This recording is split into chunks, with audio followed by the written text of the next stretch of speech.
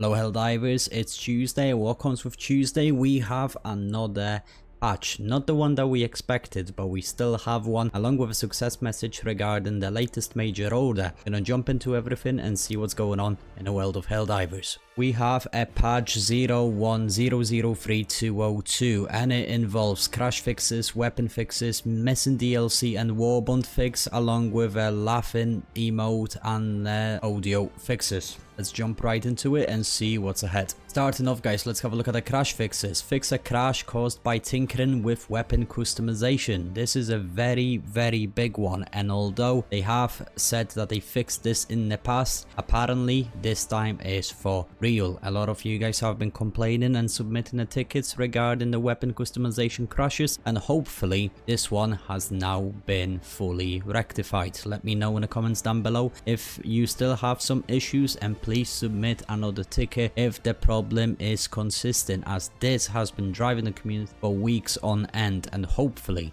it is now fixed. Fix a crash that could occur when enemies despawned after being killed.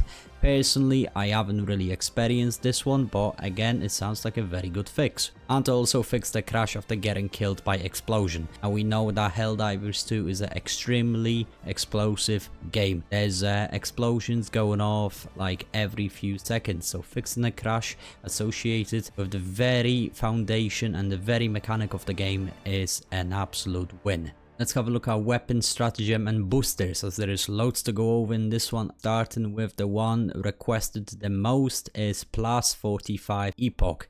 Decreased by 75% spread to improve weapons accuracy. When you use the epoch, it doesn't actually shoot where it's supposed to be shooting, so the decrease of spread by 75% should now make this weapon a little bit more accurate and therefore more reliable. The laser turret now displays correct heat buildup.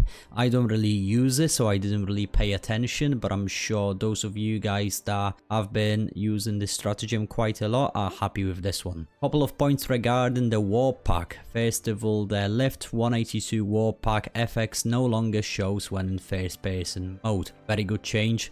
A lot of purple particles appearing on my screen out of nowhere when using first person mode. It was very annoying. I'm very happy with the fact that this is now fixed. Disabled left 182 warp pack fields around shuttles, preventing any Helldiver escapees. You are done. It is time to go home. Now, I am happy with this one because, you know, some people could, and I don't know whether this is 100% true. Some Helldivers could warp out the Pelican last minute, and I think you lose your samples when you do that. Let me know down below if I'm wrong, but you know, you had a lot of like trolling players jumping out of the Pelican, resulting in a potential loss of samples. That could be a little bit annoying, but it was also very funny to do that. Now that we escaped in a Pelican, warped out of it and continued on the battlefield. That was a very interesting one. I'm not entirely sure why this has been fixed, but if the sample loss is associated with it, I can understand why they did it. Fix desync between clients when using the lift 182 warp pack to get out of a vehicle. Again, I haven't experienced this one myself, so I'm not entirely sure how much of an impact this is going to have, but to me, it sounds like another very good change. Fixed an issue with AR-32 pacifier being unable to fire for a second after reloading. Now, when I experienced that bug, I thought my mouse started to break, when it turns out actually it was an in-game bug.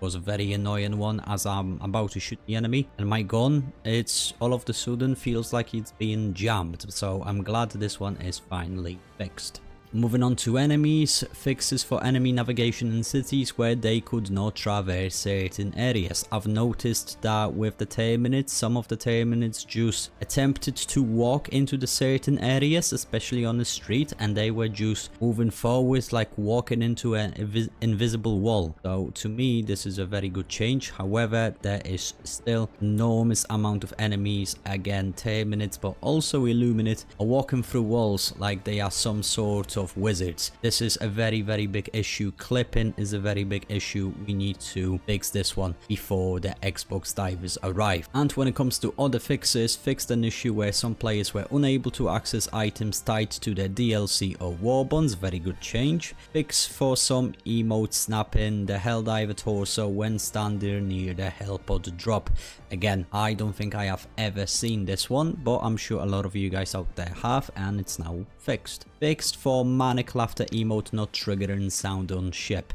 Now, this emote is mainly for sound purposes because it's a laughter emote, so you know it's gonna involve a lot of sound. The fact that the sound didn't trigger while on ship is a little bit disappointing because it kills the entire immersive feeling of using that emote. Plus, it's a very nice emote. I use it all the time to annoy my fellow Helldivers. I'm definitely happy with this one. Overall, guys, there is still plenty, and I mean plenty, of bug fixes, glitches and performance issues that need to be sorted out before August 26th. We are under 3 weeks away from the Xbox divers arriving, and we need this game in a top shape and a top performance in order for this game to be what it needs to be when we invite new players into the game. Right, let's have a look at this major order, as this is a very interesting one. Thanks to the security and terminate tissue provided by the Helldivers, the Center of Science has successfully designed a process by which to mass produce gloom-resistant polymer coating. Existing military spacecraft will begin rotating out of commission to retrofit them with gloom-resistant coating. Soon,